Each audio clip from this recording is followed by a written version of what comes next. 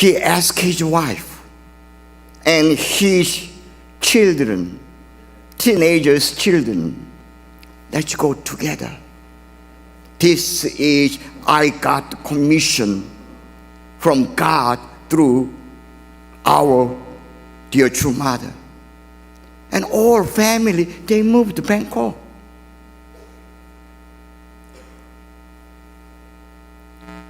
So he showed really deep, sincere heart and loyal to true mother, even though they faced a lot of difficult environment. And after they arrived in Asia, Reverend Dunkley published First Things, True Mother's autobiography. First time in many Asian languages, and enlightened the family members in Asia to Divine Spirit, made a large donation to True Parents' birthday celebration. And for the first time in our church history, True Mother bestowed 70 sets and pieces of True Mother's clothes. 70 sets of pieces of True Mother's own clothes to Damian Dunkley. You did a great job, and share this my gift, holy clothes, with other members and build up strong foundations over there. And well, again this time, because I had educated and raised him well.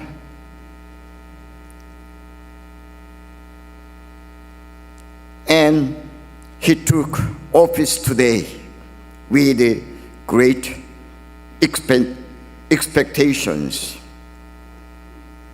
The expectation of a true mother. I make a request to Reverend Damian Dunkley with the words of John, scripture. John 14:8. Philip came to me, Jesus, please show me Father. I really want to see Father. What Jesus replied to Philip, John, what you said?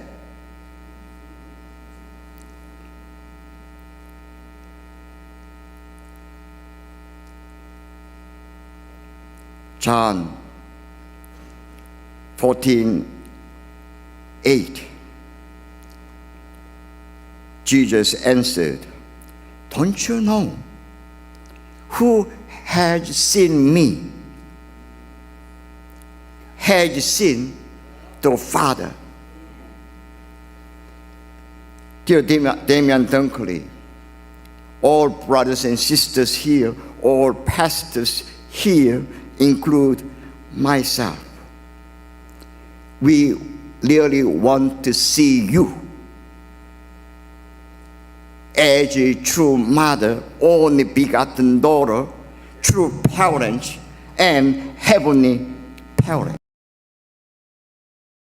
Brothers and sisters, let us welcome Reverend and Mrs. Damian Dunkley to the stage.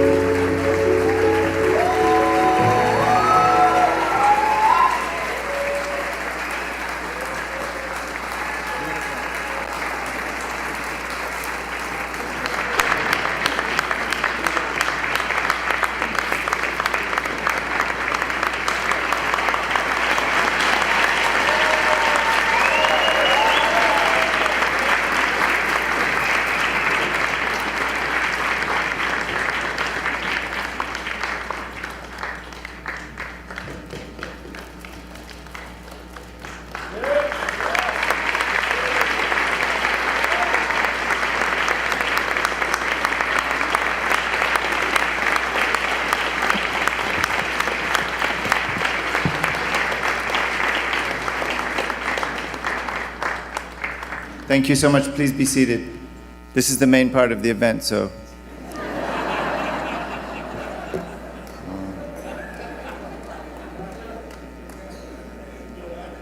What shall I do now, Kimi?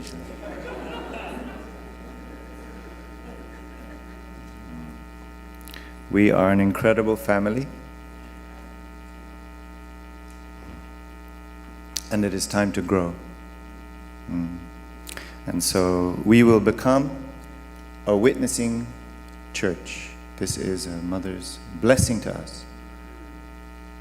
So I really want to thank our leaders, Bishop Ki-Hun Kim.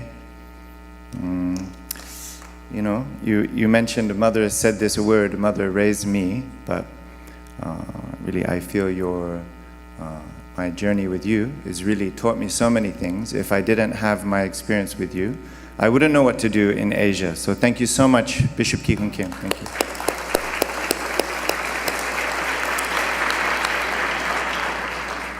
And now Kimi,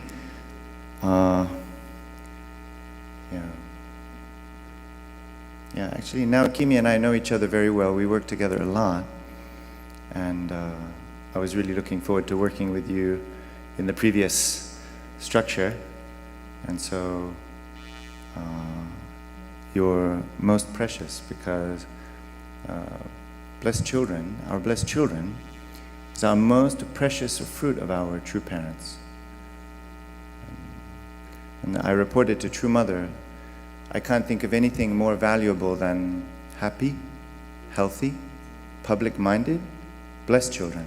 You're the VVIP of all that we are doing. So now, Kimi, thank you for being great representative of our youth. Thank you.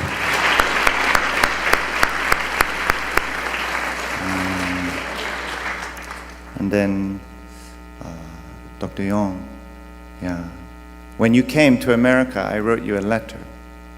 In that letter, I mentioned why mothers are sending the old witnessing and education guide to Asia. Asia is like the Mecca of HTM witnessing. Why is mother sending me there? Oh, maybe to learn more. And then I mentioned to Dr. Yong, you're coming here to America. And then I thought, maybe good, even 6 months or 1 year, if I can work with you, I can help. But everything changed like that. Again, we're like a ships passing. In the day, where ships are passing. But really, I can recognize your total investment. I don't know anybody that can do what you did. And I heard so many reports from members how much they love you, and grateful to you for investing. So thank you so much, Dr. Yong, for, again, missionary to America. And, I'm sure you're going to do very great in Korea. Actually, when I saw you, and I understand now Kimi's character, and when I started to understand about your character, I thought, oh, God is great. This team is a perfect, like a complementary team. That's why Dr. Yong, he's sending me many texts this week. Oh, please send now Kimi to Korea with me.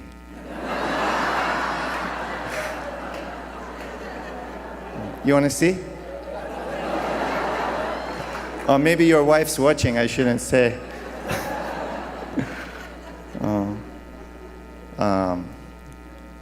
Maybe he's sending me texts in his heart. Even now, Kimi's checking now. Yeah. This is my joke, but even if you send me text, I won't let go now, Kimi. Now Kimi is going to continue to do great things. Let's give another big round of applause to President Now Kimi and Continental Leader Dr. Chung Chik-yong.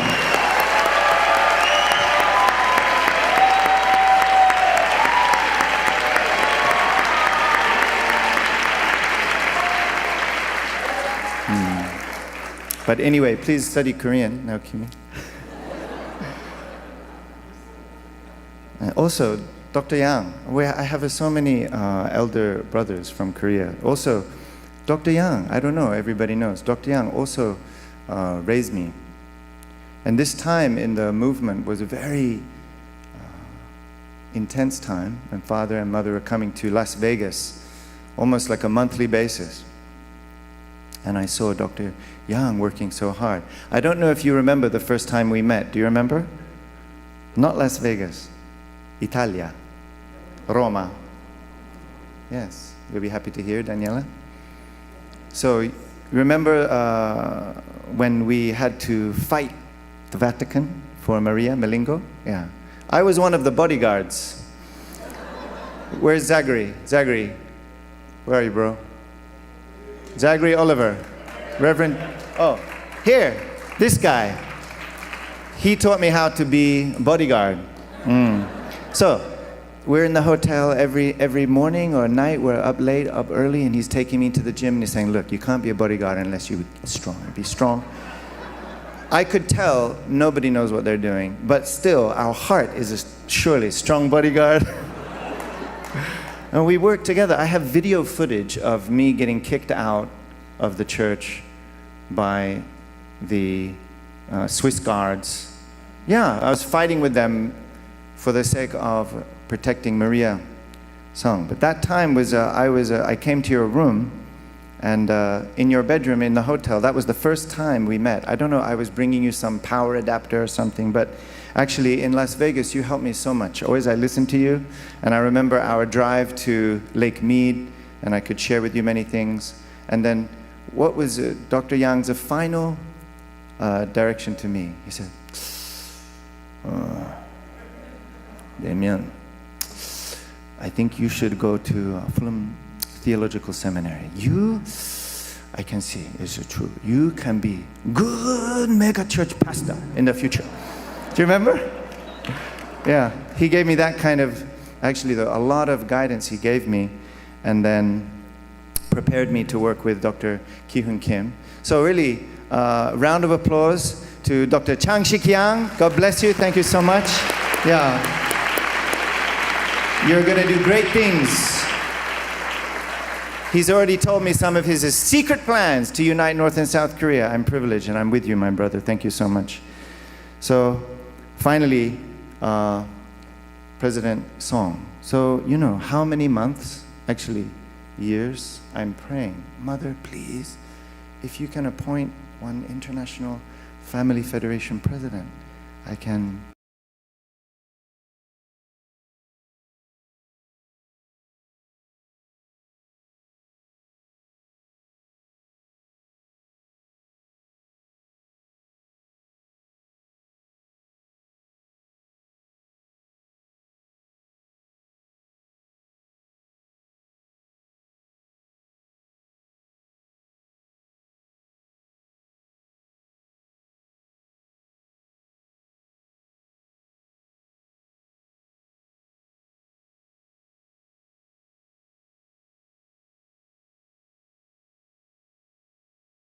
wants to bring substance, and he reports the substance.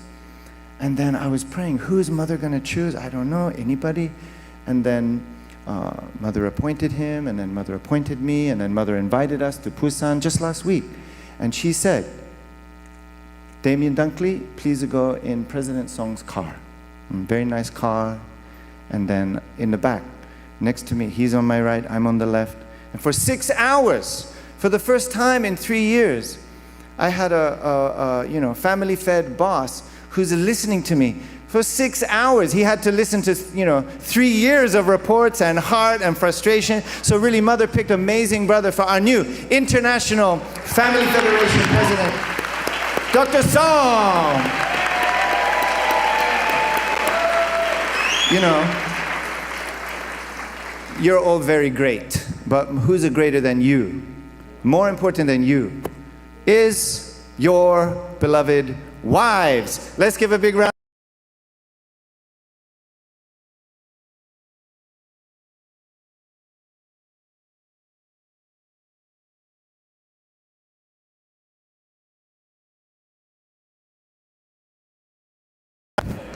Oh, I'm sure you're hungry and thirsty. So, if the truth about the only begotten daughter was properly revealed 60 years ago, then Christianity would not have opposed us. Who said that? True Mother said that. So what's the meaning? For many years, whenever I'm hearing Mother's word, reading or hearing Mother's word, I'm hearing so many things inside the word, between the line, how she pours, how she wiped every emotional inflection. I'm watching and praying to understand Mother's heart. And this sentence, among many sentences, this sentence actually explains everything if you pray about its meaning. So, True Mother mentioned, does Christianity know the essence of Jesus? I'm putting it as a question, but actually Mother mentioned many times as a statement. Does Christianity really truly understand the essence of Jesus? But we know that Jesus died for our sin. We know that he exchanged his physical life for our spiritual salvation.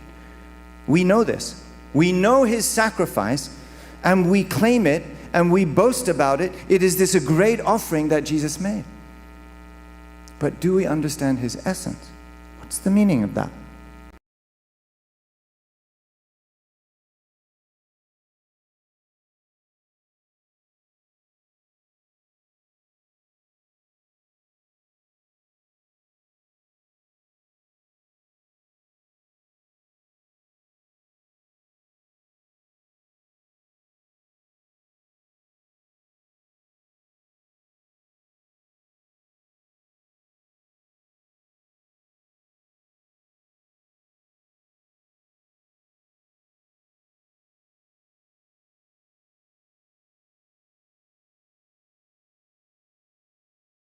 He is, and what he did, and what we benefit as a result.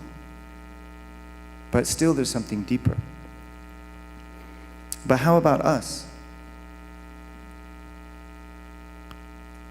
Do we know? Why is Mother saying like that? Is she talking about Jesus? So,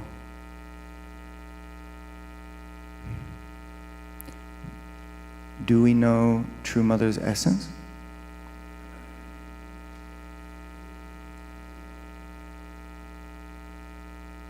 I believe some of you know. And I truly believe many of us think we know. But if you listen to Mother's word, she's constantly hinting to us many things. And then, do we know True Mother is a sacrifice? I believe, we think we know. At the same time, I can say, I know we don't know. You know, Dr. Yong, he asked a central question in his message about what is the essential point? How will we bring this great victory? Is it centering on unity? He went down to many core points and then got to the point of love. Mother mentioned May 9. I will put kindly, are we a church of love? Are we a church of grace? But it reminds me of the parable of yeast or leaven. The kingdom of heaven is like yeast that a woman took and mixed into about 60 pounds of flour until it worked through all the dough. So there's some way to make dough rise. The best way is with yeast. This ingredient, this is a key ingredient. This is what Dr. Yong was asking us. What is the key ingredient? What is it?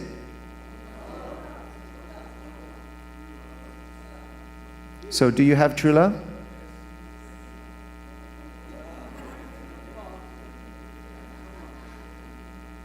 If the answer is love, then we just can love. So, is there anything blocking us from loving? If there's something stopping us from loving, then that thing we have to understand. What is the key to true love today? What did Jesus teach us about love? I believe the world changed the day that Jesus stood on this planet, and the day that certain people could start to understand and resonate with him. Quantum leap of love occurred, did it not?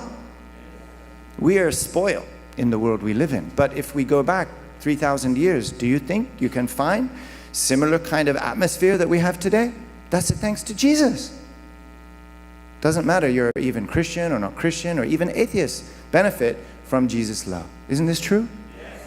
Quantum leap, right? So the key in that time was to understand Jesus' love, essence of Jesus' love. So what about today? The best way to grow our church in America is to make sure that we understand this core ingredient. Very simple. We must understand true mother's essence today, this era, and not 2,000 years ago, and not 40 years or 10 years or 1 year ago. Something's different. And we didn't need to wait this long. It's not because of recent proclamation. It's not even because of the dedication of the Chonmon-gung, which also could have been done a long time ago. Mother's essence, something. What is it? Do you know? Some of you know. Did you taste? Did you catch it? This is the key, in my experience. If we can understand this ingredient, actually, we don't have to worry. Our love will change. Like 2,000 years ago, our love will take a quantum leap, not centering on my idea, and definitely not centering on what you thought it was until now. Because you can clearly see, True Mother is not satisfied with my understanding of who she is. To say, she's not satisfied with our understanding. She's not scolding us. She's imploring us to recognize the incredible quantum leap that is before us. Or we can go long way, that takes a lot of time, or short way. Mother's essence, you know. So, Timothy's watching from Bangkok. Hello, my handsome young son. And then I really want to tell you many stories about Asia, so that's another time. But when he was 16, we were driving, and I asked my son, Timothy, what's more inspiring to you? Do you want to build a church, or do you want to build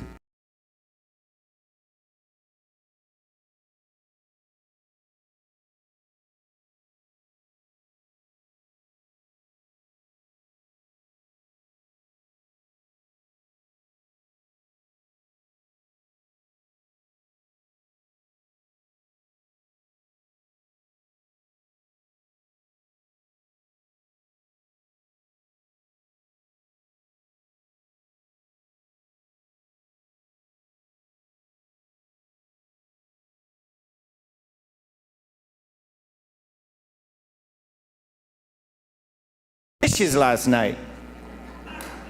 Forget building a nation, I can't even find my other blue sock. Have you seen my socks? Which one? Yeah. So, the key to building the nation, which we all want, I want the passport. I want to go to the nation where the police, the schools, the education, the governance, everything is in line with God's value.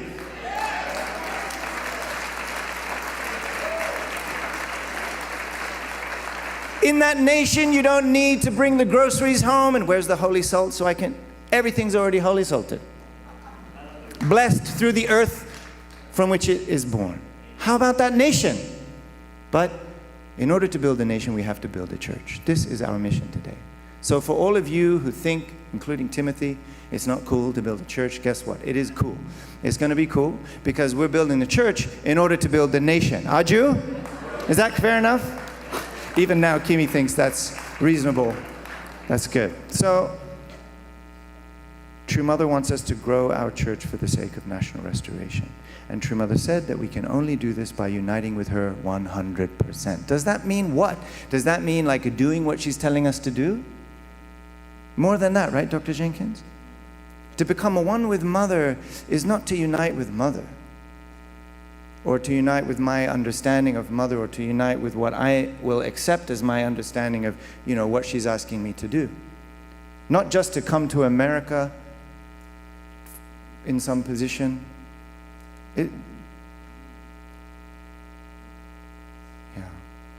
My experience with the mothers is not this one. Very like my mother. I feel like that.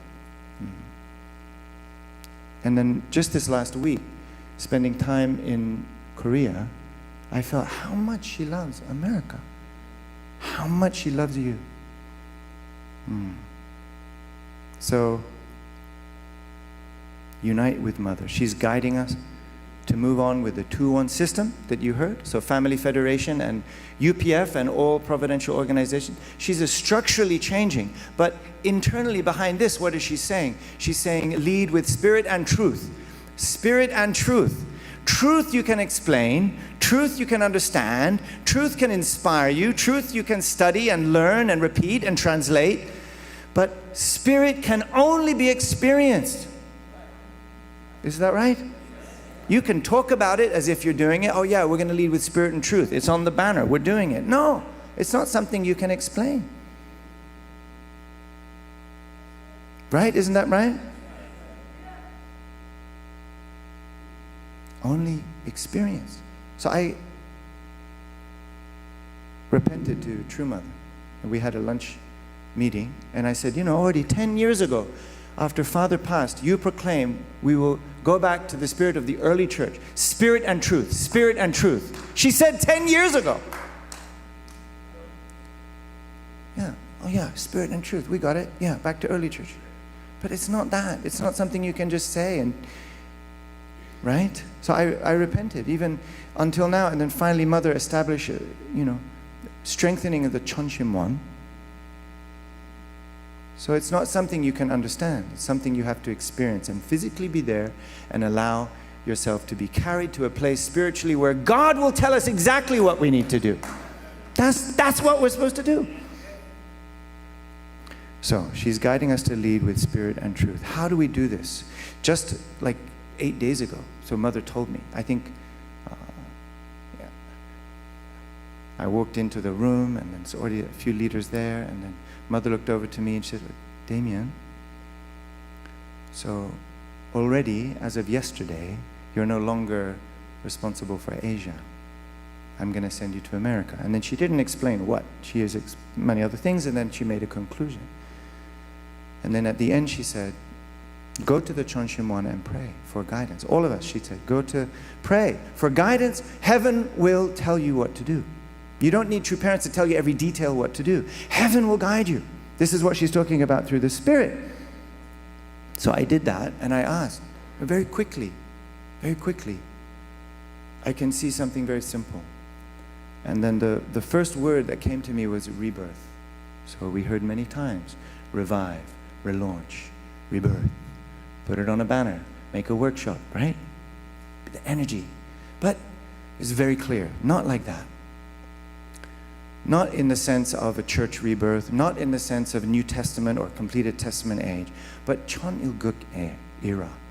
And then specifically, I felt, this is a rebirth centering on True Mother, who is more than 99% the origin of the nutrient of our life, the mother.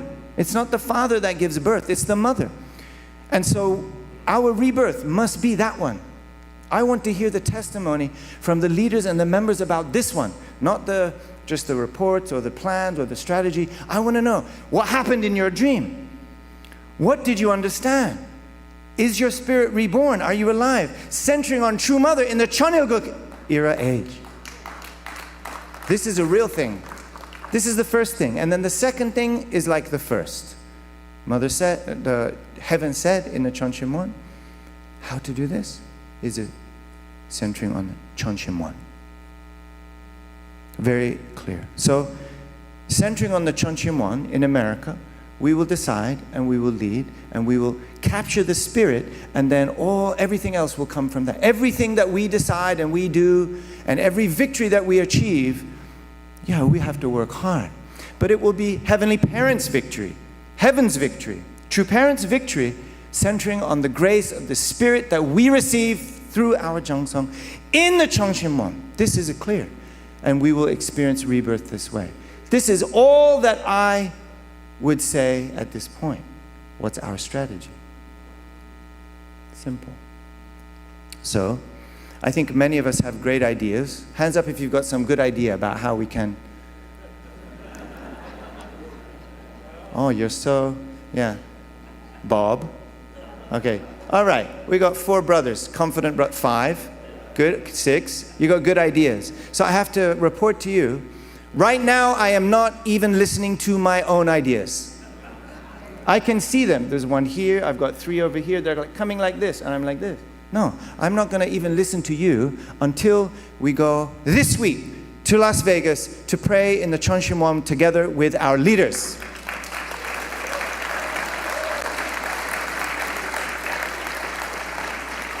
Without understanding True Mother's essence, there can be no rebirth. It's not enough for me to study True Parents' words to get there.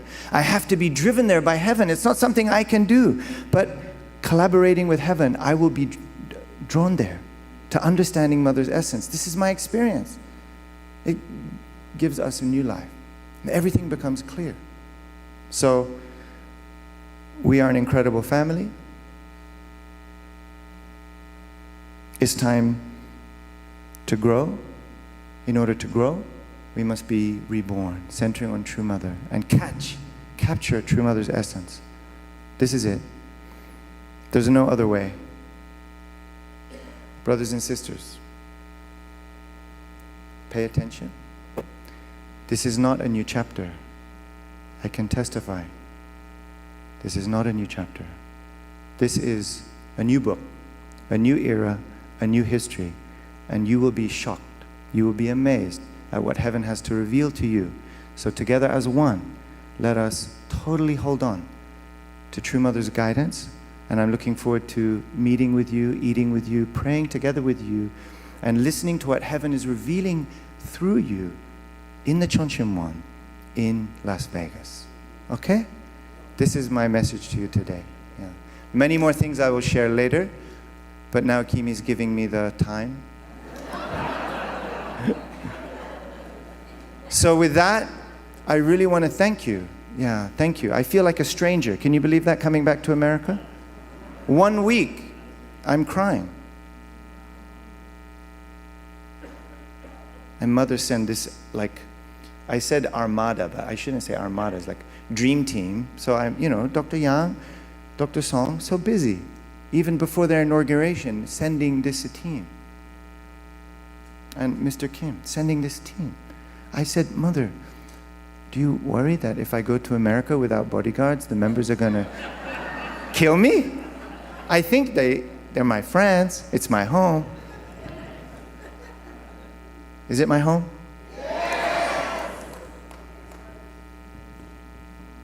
Sincerely, I love our brothers and sisters in Asia.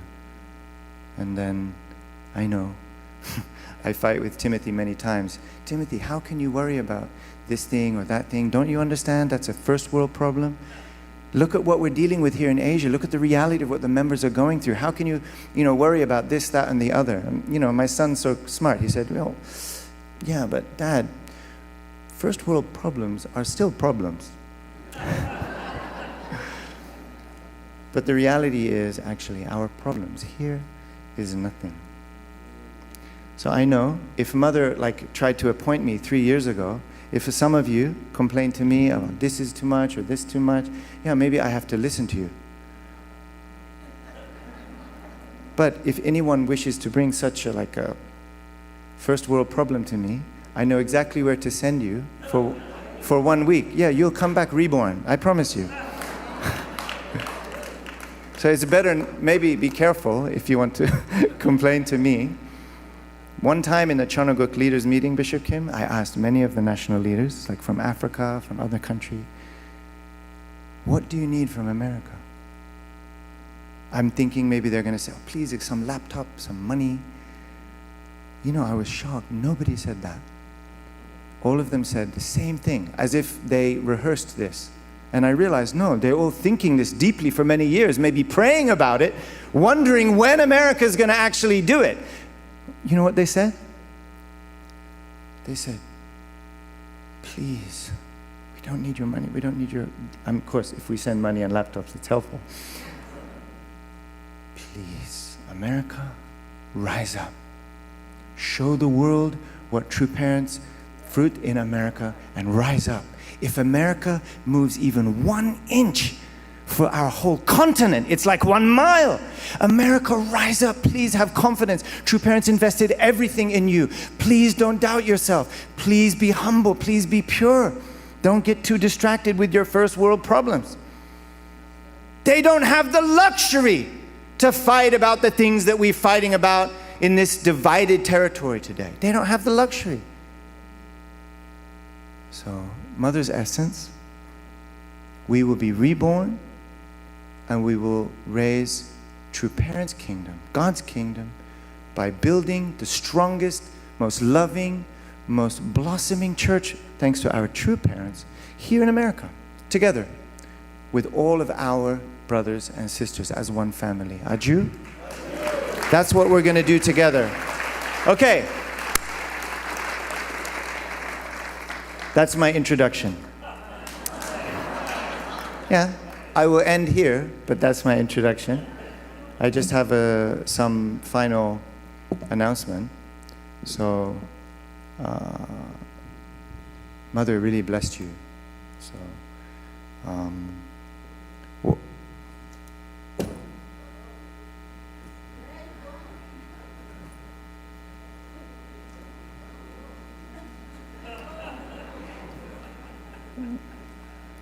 yeah, I came straight from the airport.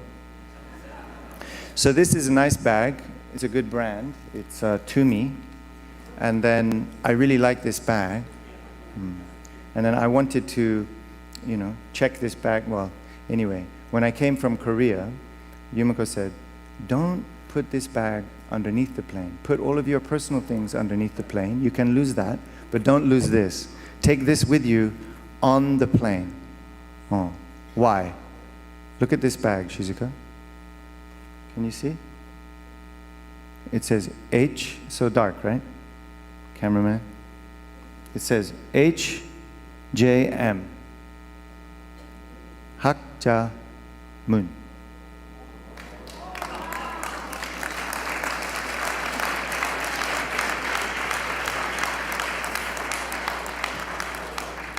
So maybe you're thinking True Mother gave us a suitcase.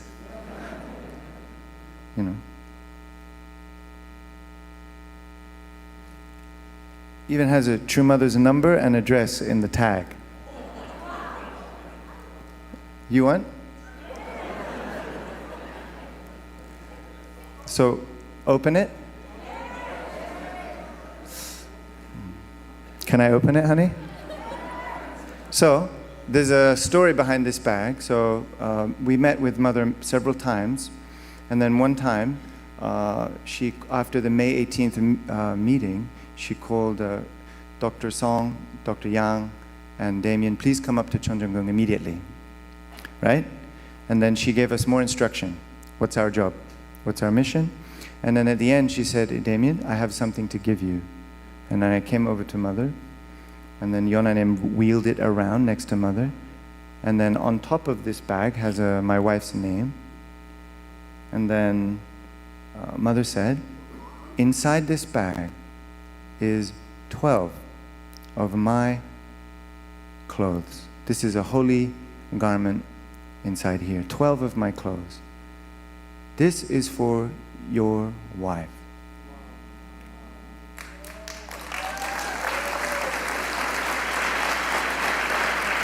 She said, tell her to go to America and select 12 sisters.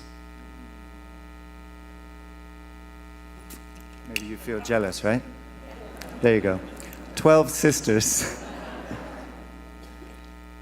and give each one of these 12 sisters one of my sweaters. And then tell these 12 sisters they need to lead the new era of witnessing in America. How do you feel? So this is the conclusion. If you're wondering when lunch starts, Tom. Heaven guided already 6 people, and then the other 6 will be decided after more Jeongseong in Las Vegas.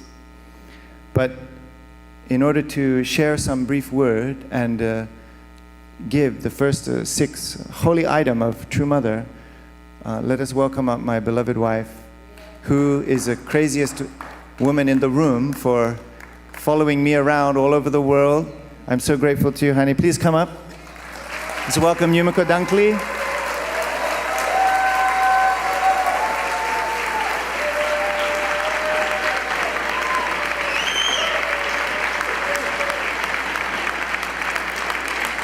Good morning, everyone. Thank you so much for all the leaders and all the blessed families and the precious our youth. I am so grateful for True Mothers, blessed America, with beautiful mothers' holy clothes.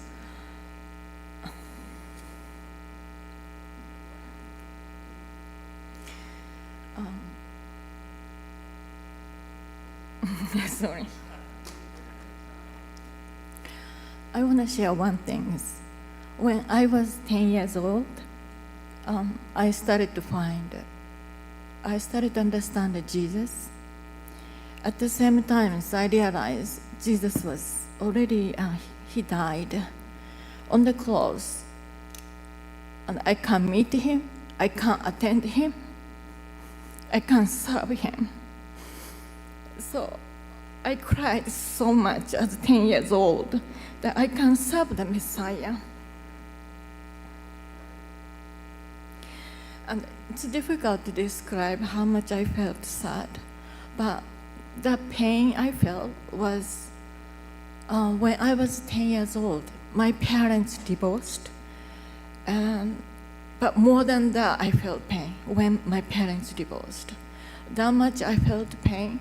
I cried so much that I can't go back to when Jesus was alive, and I can't tend. But now I can serve heavenly parents. I can tend the True Mother, and I really can tend the true parents. I could really meet the True Father when he was alive. So I'm really grateful to our Heavenly Mother that really loving us, blessing us, and give us special grace to everybody. That doesn't matter what we do, she's trusting us and still giving us a blessing. And this beautiful blessing, we want to multiply, and America can really stand up. When I think about Asia, the tears comes out because I do concern. I want to share many things with them. Since I came back from Asia, I'm just thinking how I can share with many other countries about the true parents' love that we received in America, and God bless America so much. So let's unite with True Mother, and not just unite with True Mother. Let's understand the True Mothers, and not just understand the True Mothers. Let's really experience and then share, and really make happy that True Mother can feel that we are the one sons and daughters of God and the True Mothers. So let's work together and support and love True Mother this time. Thank you. All right. So this is a mother's instruction about these clothes. So tell these sisters to wear them when they witness. It's not just a gift, and so, no. It's a mission. So you need to lead the witnessing effort in America. Justin, don't worry, you're included, even if, lead the witnessing mission in America as an example, and when you witness, wear the clothes. If it doesn't fit perfectly, I'll take responsibility. So I give you permission if you want to adjust with the tailoring. Maybe some people worry, I can't touch one thread. Anyway, please do well with it. But let us witness, and then we're going to announce the first 6 of the 12 heavenly, holy, witnessing sisters. Are you ready? Drum roll.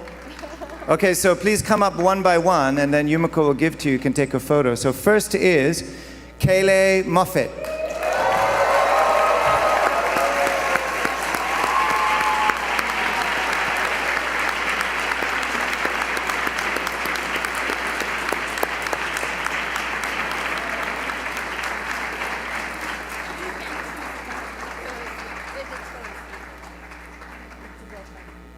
She's saying you can choose. Okay, let's take a picture. You have to put that down, and then take that out. Yeah, and then take this out. Mom, you over there. First one.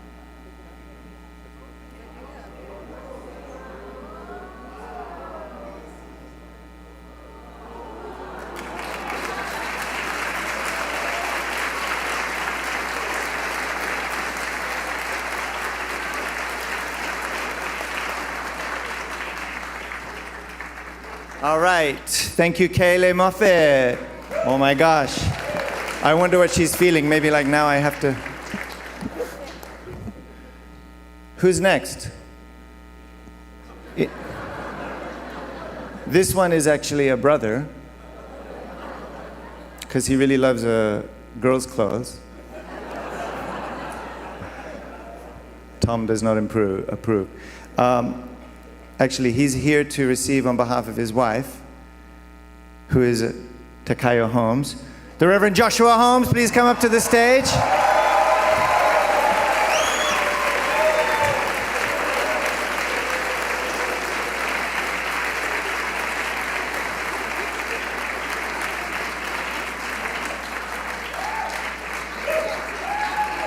Be careful, choose well. Usually you don't get such a choice, right? Okay, it's going to get easier and easier to choose. Okay, let's take it out and take a picture. Actually, we've got time if you want to just try it on.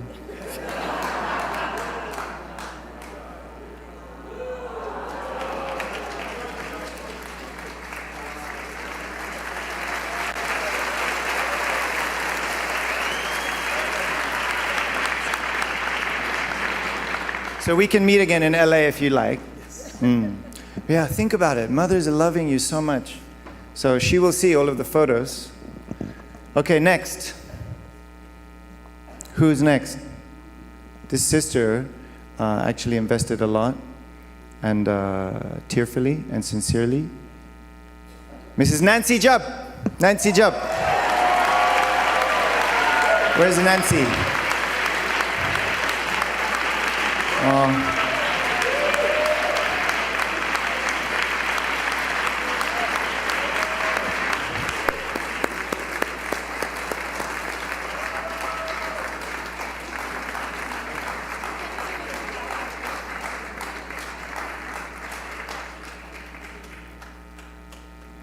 So all of them have equal power, regardless of the color.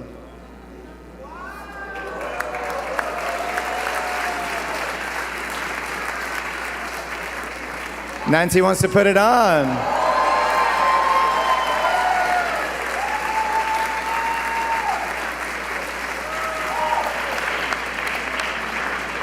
Congratulations, Nancy. Who's next? You've seen her here already today.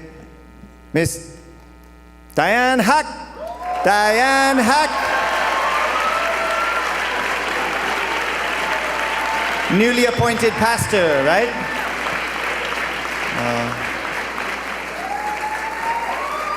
She's taking her time.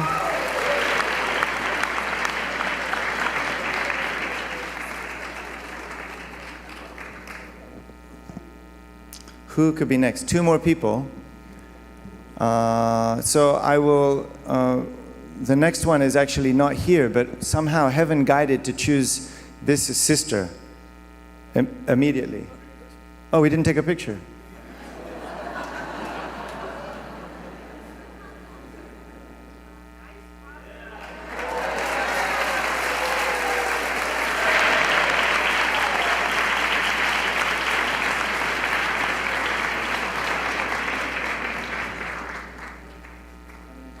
We're going to give 2 more, but only one of the sisters is here. So the next sister is actually in Las Vegas. I'm going tomorrow. We'll give to you if you're watching. Who is it? Her name starts with, her first name starts with an M. Her last name starts with a W. Who might that be? Makiko Watanabe. Let's give her a round of applause.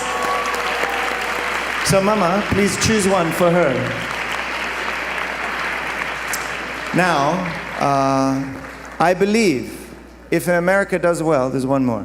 If America does well, I believe Mother might give more clothes, because it seems like this is a theme, a recurring theme. And so the last for today, first name starts with an S, last name starts with a P. Shizuka Pelling! Look at her dad. Her dad's capturing all of this.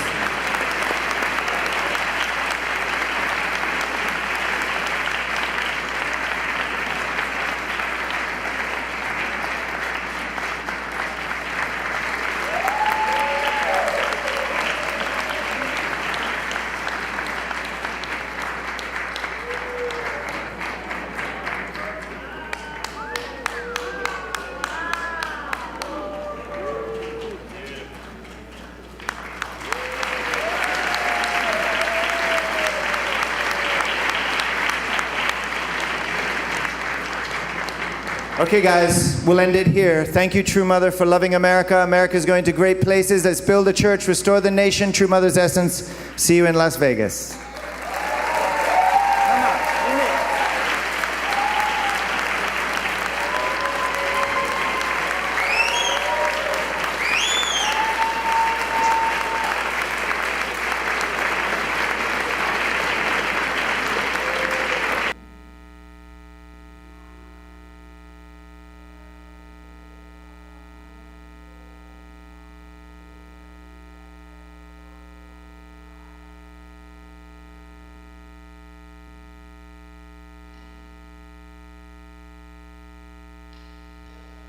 Good morning, everybody. Let's put our hands together.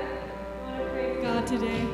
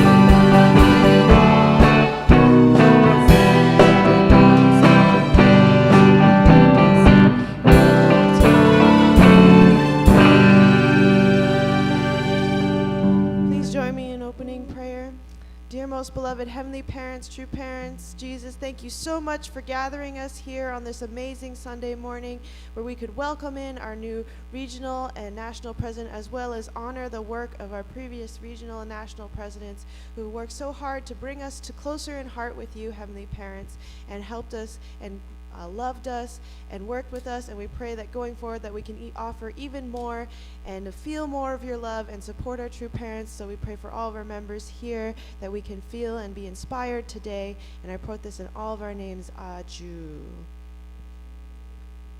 All right, let's continue on with a little more praise and worship. Let's put our hands together.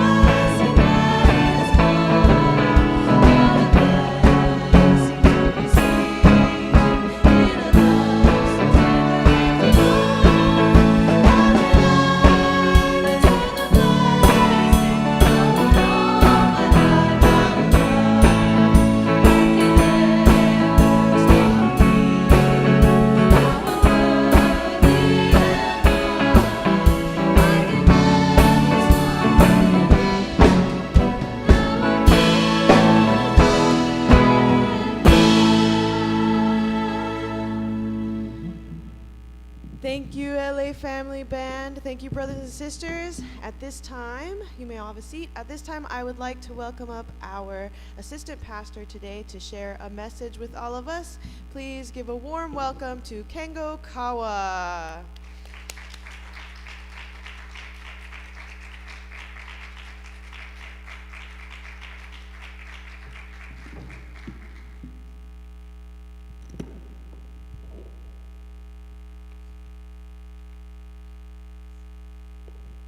All right, good morning, everyone. It's good to see everyone here. And I think this is really a historic time that we're surely living in. And we just kind of witnessed that kind of situation that we're all undergoing. Incredible amount of changes. But I do want to acknowledge this time to really give a hand to our past regional leader and national leader, President Naokimi and Dr. Young, and our new up-and-coming leader, national and regional leader, Reverend Damian Dunkley. If we can all give a hand to them.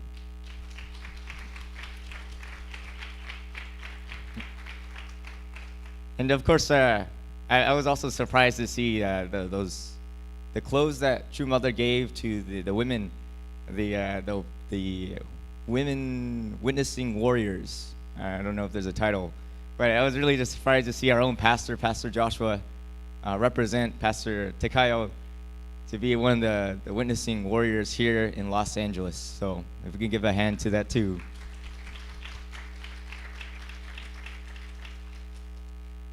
I just recently came back from Korea, and after going to Korea, receiving the blessing, and going to Japan to visit grandparents. So I had the chance to visit both my dad's side and my mom's side, and also my wife's side, Suzuka's grandparents, both the mom's side and the dad's side. So you can imagine we had a fair bit of traveling we had to do in that kind of time period. Within the 10 days, we're doing a lot of traveling. As you can imagine, we kind of rode every kind of form of transportation, from car to train to plane, everything, the Shinkansen, that bullet train. That was my first time. But we're in a rush, so I didn't really enjoy it. But I got to use the restroom, so it was well worth it. But I also learned some things about myself. Of course, internally, kind of the things that of course I need to continue working on to deal with perfecting my character. But I also learned some things externally. I always thought that I wasn't so picky with food, but when I'm next to my wife Suzuka, and she's on the next level, she can eat anything and everything, and I'm like, oh man, I got things to learn. I also learned, if you know me, I get motion sickness very easily. So, especially growing up in a car, as soon as I walk in the car or sit in the car, I'm out. But I learned that I can get motion sickness on several different forms of transportations too. So I got motion sickness on the plane, on the elevator, and the escalator. So there's some new things I'm learning about myself. But yeah, again, I do appreciate, as we got the chance to participate with the inauguration and the farewell ceremony just now, especially noting on what Reverend Damien Dunkley was mentioning about how True Mother has been showing to us and sharing to us, and like he said, 10 years, the span of 10 years, that we need to go back to the early days of the church, the spirit and truth. And through that means, we'll understand how heaven will guide us. If we offer that kind of devotion, if we go back to that kind of spirit, we'll know what we need to do next. Heaven will guide us in that direction. So as you can see in my title, give us this day our daily bread. It's actually the prayer that Jesus was teaching his disciples. And Mother was explaining in her memoir a little bit that even 2,000 years have passed since Jesus instructed us and his early disciples about this, about prayer. However, there are still many people, more than we imagine, who do not have daily bread. And as you can imagine, what I'm going to talk about prayer. And as it mentions daily bread, it's something that we should surely hope to invest into on a daily basis, something that we can do every single day. So here's the main point I wanted to convey. I don't do it in a fancy way like Pastor Joshua. What do you put on the title? It's like the big takeaway. What was it? Something like that. But here's the main point. Prayer allows for your own breakthrough and transformation. So prayer allows for your own breakthrough and transformation. I think this is an important time, especially when Reverend Damien Dunkley was emphasizing that he doesn't want to make any kind of decision before actually going to the Chunching One and offering that prayer and offering that devotion, so that he can make sure he's aligned to what he can do next, what we want to all do next. And I think that goes for not just on the national level, what he's doing as America, but I think that really does apply to each one of us, what we do next in the next step in our life. And I appreciate the kind of the song offering from Diane and Ilya Hack. They were singing, like, when we start to pray, the world starts changing when we pray. So I think it just gave me more confirmation, like, oh, this is the message that we need to I just wanted to convey, that heaven wants to convey through me at this time. And again, I think it's an appropriate time that I can just talk briefly about prayer. Don't worry, it's not going to be a long message. You already heard 3, 4, 5 messages just now. But I think it's because we're undergoing a lot of change, whether it's with our leadership, or maybe with just the change within our own families, or maybe change for yourself. We're undergoing a lot of change. And even for just the changes that we may not necessarily appreciate or come to think as a good thing, especially changes in our health. Including our Reverend Tengen. He's undergoing that change. He's going through chemotherapy. So I think it's really a time of prayer, a time that we can go and consecrate with God. And I also think this time, why I'm calling upon prayer, is that we all want to experience this kind of internal breakthrough.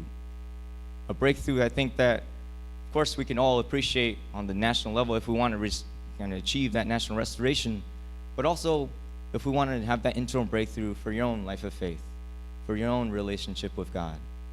Does that sound okay? So I have a couple points to mention about the aspect of prayer as we go into it. So one thing, please note that this slant is part of the slide design. And I intentionally see that it's not like a straight edge. So don't worry, I can see it's not because I have bad eyes. But let's go into attitude. So what kind of attitude do we have when we go into prayer? And we can ask ourselves, do we believe in the power of prayer initially, at first? I think it's important that we can first determine, before then we start to have that kind of feeling, oh, now is the time I feel like praying now, or I think this is a good time to pray. But before then, really determining ourselves, make that determination, then heaven and spirit world can understand and can see, and they can move based on your willingness to move first. And I think for my own experience, and just sharing, do you think it's easy to forgive? As for yourself, is it easy to say sorry when you messed up? Yeah, I agree. It's not so easy. And even the past couple weeks with Japan, I had to go through those kind of situations where I had to reconcile with others. I was like, oh man, I messed up, but I don't want to say sorry. But that's where prayer comes in, where I had to really go to prayer. And I made that determination in my prayers. Like, God, I know that I'm going to go to you, but I know that at the end of the day, I will say sorry to this one individual or this person that I hurt. And I think it's that determination that you make beforehand as you go into prayer, that God can feel reassured, and he can feel that the hope of wanting to strengthen you, to have that courage to step up and actually say sorry, or to take that certain action that you're determining upon. I also think within this attitude of prayer, it's important that you can believe that prayer will be answered, that you believe that God could even do it in the first place. And I think we should all have this kind of attitude that God is waiting for your prayer, and Spirit World wants to move when you pray. I think it's also important to note that as we go into this attitude of prayer, that we can feel sure that we're praying to our parents, our heavenly parents. And of course, we could thank our true parents to show us what really is our essence of God. The essence being love, the essence coming from a heavenly parent. So, I ask you this, would you like to do what God does? Would it surprise you that even God prays? Don't worry, I found some hundake on that. Do you think God prays sometimes? This is what Father says. Sometimes without thinking, a parent murmurs to himself or herself, oh, I wish my son would do this or be that way. That is God's prayer also. God is murmuring about you, about me, about the Unification Church, because this is an emergency, and he is engrossed in his concern. That is God's prayer. I think it really stands to show that even in that position, God can also offer these kind of prayers this all kind of concern. And if we can also reciprocate, if we find ourselves and we can understand God being a parent, how would he take things? And if we can put ourselves in the position of God, what would he appreciate to hear? What would he long to hear? I understand that if we don't necessarily trust someone or believe in someone, it's kind of hard to share with them, right? So if that's our relationship with God, then I appreciate what Pastor Joshua shared yesterday. As we go through our course, that the very initial step, we have to take a leap of faith. And I think that's important, that even if we're in a situation where having faith or believing or trusting that God can work, we can take that next step of faith. And you could also pray upon that point, like, God, I don't necessarily trust that you can work, or I don't have the kind of belief that this will work out. But you can also be honest with God, and that's where you're going to start out.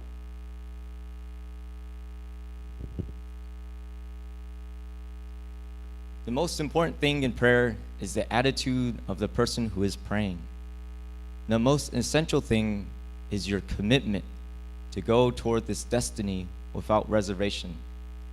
If anything wants to block you, you have to be decided that it will never stop you.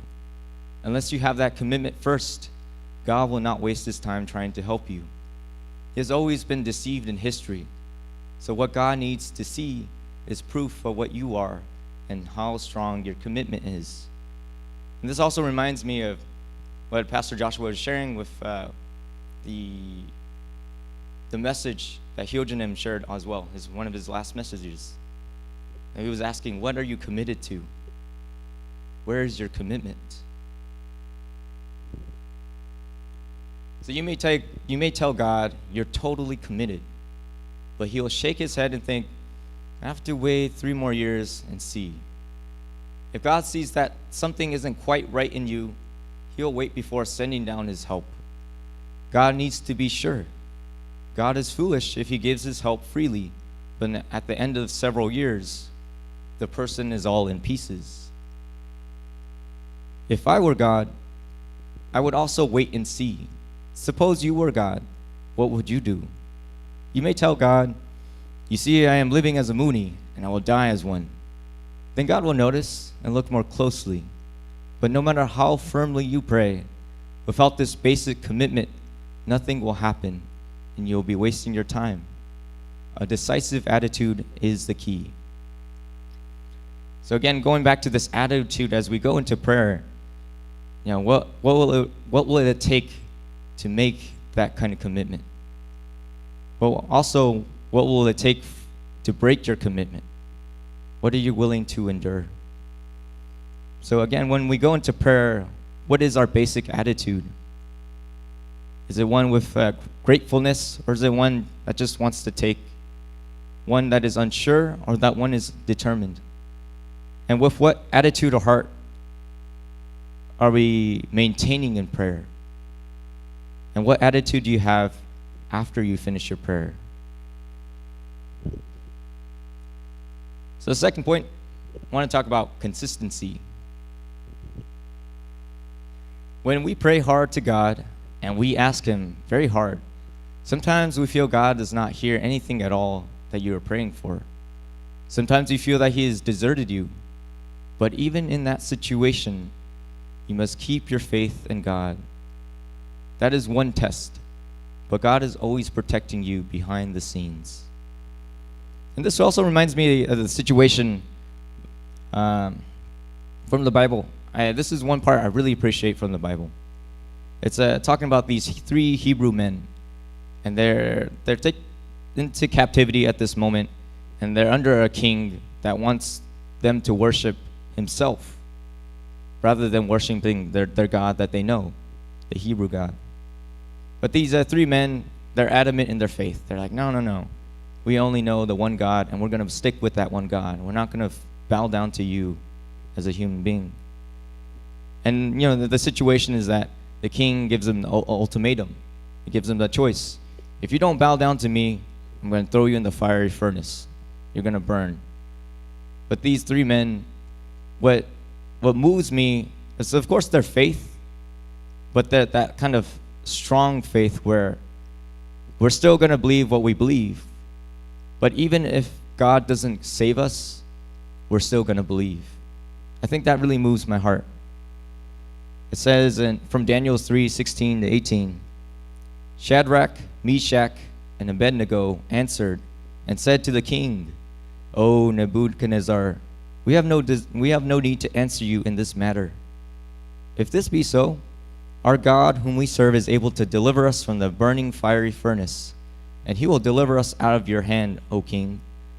But if not, be it known to you, O king, that we will not serve your gods or worship the golden image that you have set up.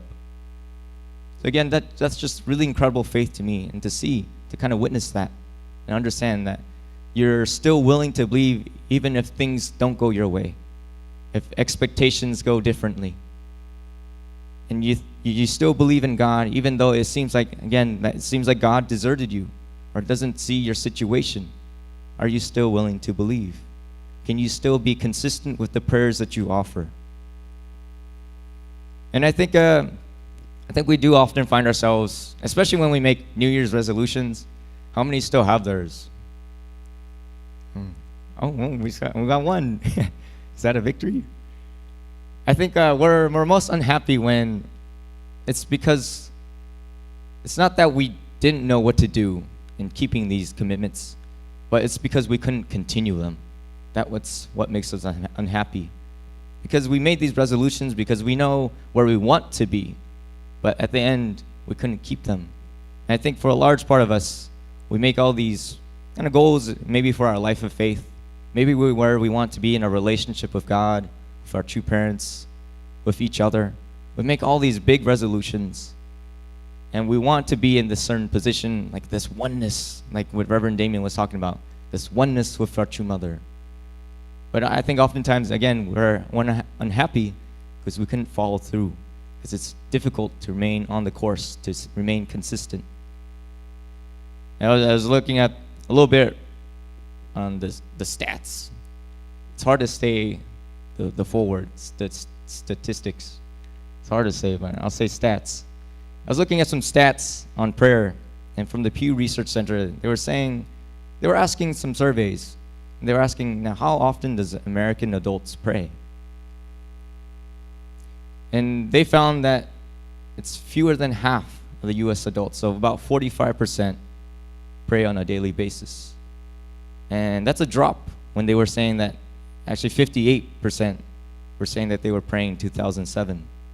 Is that 16 years?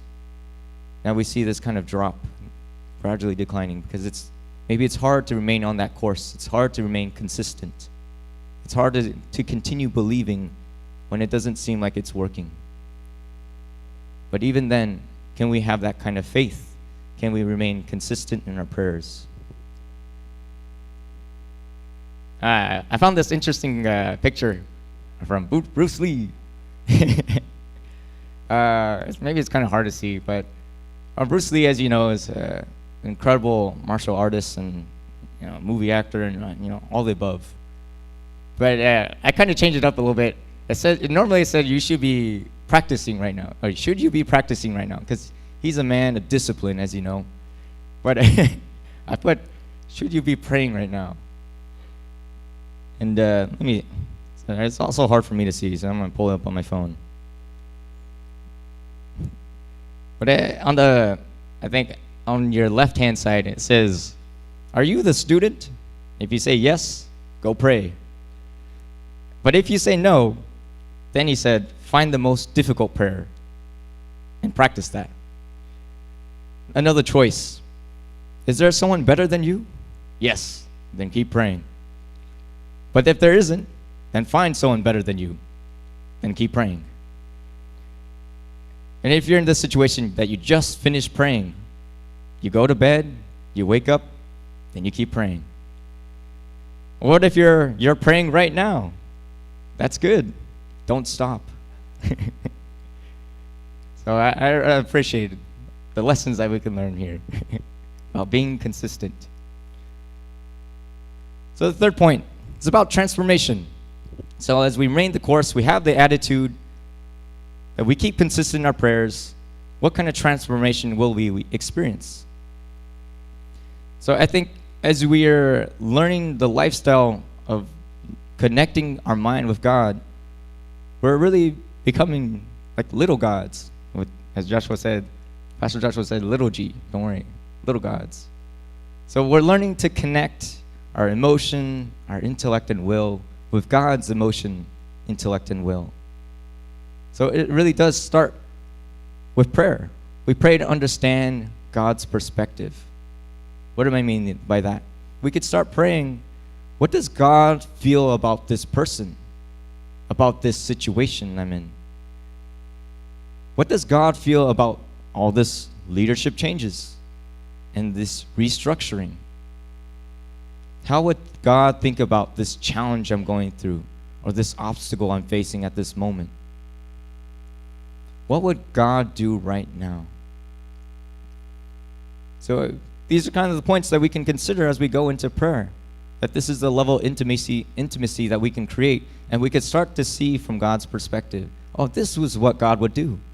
Or this was what God would feel in this situation towards this person. Even though I may feel this way towards this person, actually God feels it differently. Again, time of transformation. If we bring it back to divine principle, it also, I think it's good to point to talk about vitality elements. Only when human beings absolutely believe in God, who exists centered on absolute goodness, and try to find a way by which we can become one with Him, can our life's journey begin from goodness, go through the process of goodness, and bear the fruit of goodness. After we have lived our lives to the end and weighed every good deed against every evil deed, if there are more evil deeds than good deeds, we will end up under the dominion of evil. But if there remains even one more good deed than evil deed, we will end up under the dominion of goodness. So how that relates back to vitality elements, as we know, it's through the physical self, the life that we lead here on this earth, and the actions that we perform, whether it's good actions or bad actions, that will give the corresponding element or nutrition or that vitality to our spirit. So therefore, I really encourage us to take those moments to pray, because you're adding good vitality elements to your spirit. It's what your spirit needs. It's what nourishes your spirit. And therefore, you could start to, again, transform your mind, the renewal of your mind. You could see from God's perspective. You could start to adopt God's emotion, intellect, and will. And therefore, you would have this, you start growing this desire to want to do some kind of goodness, as if God were working through you. Because otherwise, unfortunate as it is, we live in this kind of fallen state where if we don't do anything, if you don't necessarily do anything, you're still kind of sliding towards Satan's side. That's kind of the unfortunate reality that we live in now. That's why, again, we'll face those moments, but maybe we don't. We'll face those walls where maybe we don't want to pray. But even then, can you remain the course? Can you start feeling the transformation? And here's the last point I wanted to convey. So you're doing your best, you have the right attitude, you're determined, you remain consistent, you're doing it day in, day out, consistent, and you're trying to experience those transformations that you don't want to see from your own perspective, your own views per se. But maybe you hit those walls, and you feel stuck sometimes. This is where I wanted to talk about showdown. Because sometimes you have to go through those kind of showdown prayers where it's just you and God, and you kind of hit that wall. Like, God, I can't continue anymore. I'm fed up with this. This is the end. You sure you want me to go this path? I don't think so. That kind of showdown prayer. And I'm sure that Father and Mother Moon experienced those countless times. When I was studying the mother's memoir, she was explaining this situation when she was giving birth, of course, eventually to 14 children. But when she was going through another cesarean section or C-section, she was explaining the situation that I was told it would be dangerous for both mother and baby if we did not act within 30 minutes. So I had no choice but to undergo a cesarean section. Once you've had a cesarean section, it becomes difficult to give birth naturally. That being so, I prayed with a desperate heart. During that prayer, the scene of Jesus' crucifixion came to me. I managed the pain with the resolution that through the birth of new life, I would overcome the force of death that surrounded Jesus on Calvary. So you can imagine just how serious Mother was when she was faced with that decision. You have 30 minutes, otherwise you and the baby are gone. And that serious of a situation where she experienced what Jesus must have experienced then when he was being crucified. That she's having that kind of showdown prayer. God, I want to deliver this baby no matter what. The True Father also explains, there are countless times that he has done so, but this is the one I was studying upon. Father says, I have prayed outdoors in the middle of winter, sitting in the snow with only a blanket on my shoulders. I prayed intensely, knowing that I would freeze to death if I fell asleep. This has been my course. But there are many Unification Church members nowadays who just tag along instead of trying very hard to also have such precious experiences. So Father making all these showdown prayers, I felt kind of confronted when he's like, oh man, yeah, I am just tagging along, just doing what I was asked. But can I go the extra mile? Can I go beyond what was expected of me? Am I willing to have this kind of showdown with God? Like, God, I did reach the end of my ropes, but you're feeding me new rope. Am I willing to grab onto that new rope? And I had my own experience of that. I guess in coming off of, I did the Gap Year Leadership Program, Generation Peace Academy. And coming off of that in 2017, I had the chance to participate in the CARP trip, the Hyojung trip as they call it, in 2017. And we had the chance to actually, of course, go to Korea, but visit Father's burial site. The, what was it called? The Bunhyungwon? Yes, got the Korean right. But we had the chance to go there, a precious opportunity that is not just freely given. And Mother allowed us to lay hands on top of the gravesite. And she allowed us to pray at that time. And you can imagine, I was in a very not so good place spiritually. I was at that showdown criteria where I was fed up with everything. I was like, I just did GPA, I'm kind of done. Let me take a break. But at this moment, when faced with everything, I was really praying desperately. God, I've hit so many limitations. Father, I really need your help because I can't do this alone. As I've hit too many walls, I've broken down too many times. I don't want to continue. But if you give me the strength to continue, I will do this and I will live my life for you. I don't remember exactly what I said, but that's the feeling I felt I was conveying to Father. He gave me the strength to carry on. Maybe it's a testament that I'm standing here today that shows that something happened. And here's the summary. Maybe you're wondering, why did I pick those particular words? I kind of like this.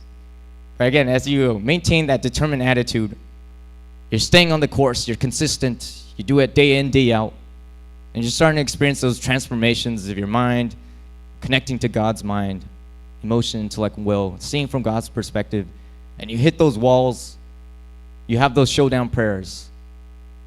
But I want to remind us too that yes, prayer is important, and I don't want to take away that kind of message. But it's also important to take action. As you can see on the left-hand side, if you read down, it says acts. That we need to take action too. As Father says, often a person prays for hours, waiting for the power to come. Father says, don't wait for the answer to your prayer, but act as if it has already been answered. Then if you actually need power in your work, the power must be given. But if you pray and wait, the power is not forthcoming because you're not needing it. So work hard. The result is produced by your effort, and God will recognize this. So again, I think it's great to call upon a corresponding action as you take those time to pray. So I guess what I call upon and ask each one of us, and ask myself, I know it can get busy with the things that we do in life. Taking care of, maybe you're a student, you go to school, or maybe you have your full-time job or part-time job, or several part-time jobs, or maybe you're taking your family, you're taking the chores, you're paying the bills, or you're doing your mission work, you have your responsibilities, you have new mission with new leadership, of all these things that have been happening.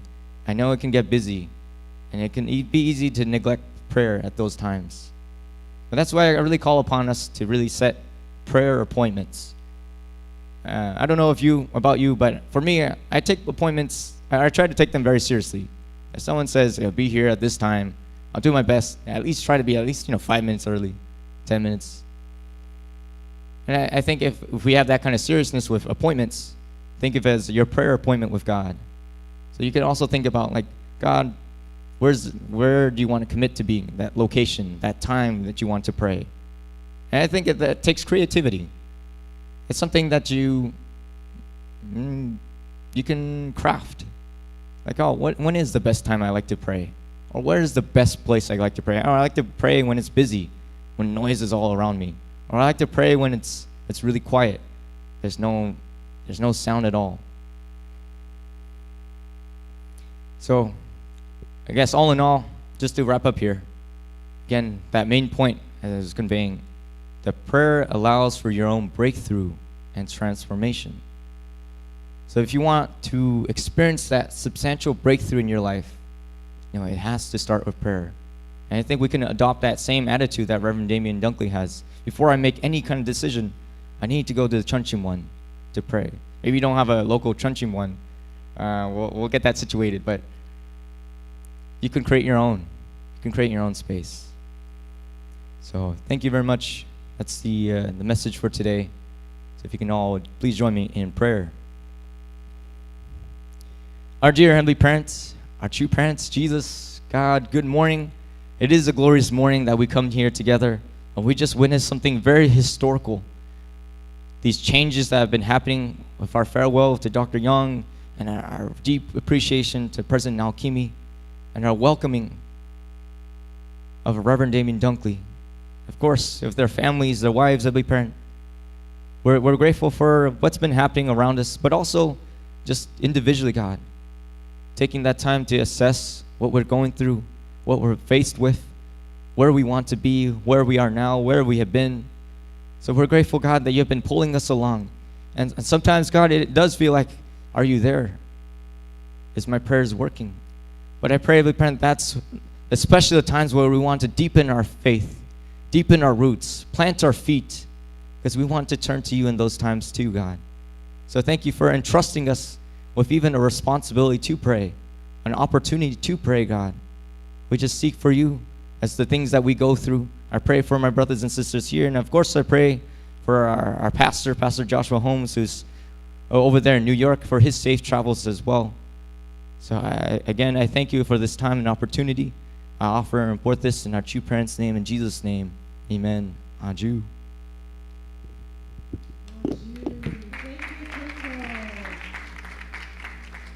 So I know we heard a lot of amazing things today from both our regional presidents and our national presidents, as well as Kango. There's a lot to share. I encourage you to, part of faith is being able to share with your brothers and sisters. So I encourage you after the service to please share with each other and talk about all of the amazing things we've heard today and how you can deepen your prayer life. Just a couple of quick announcements. There are workshops happening as well in Las Vegas, so if you'd like to join, please check out the e-news for more details.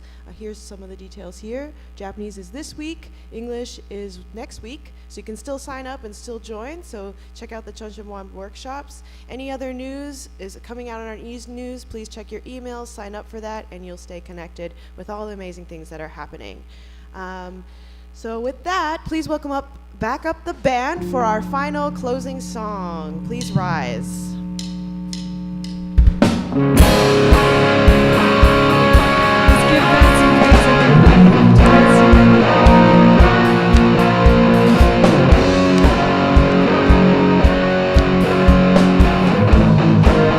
All the praise belongs to God.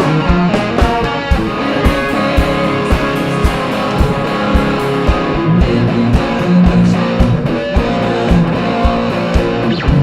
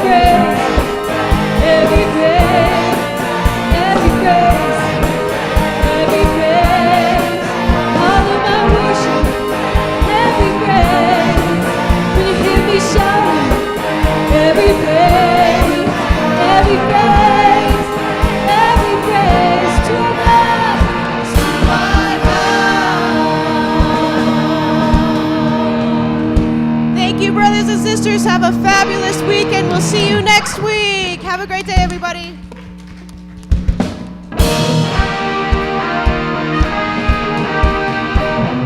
Thank you so much for coming this Sunday.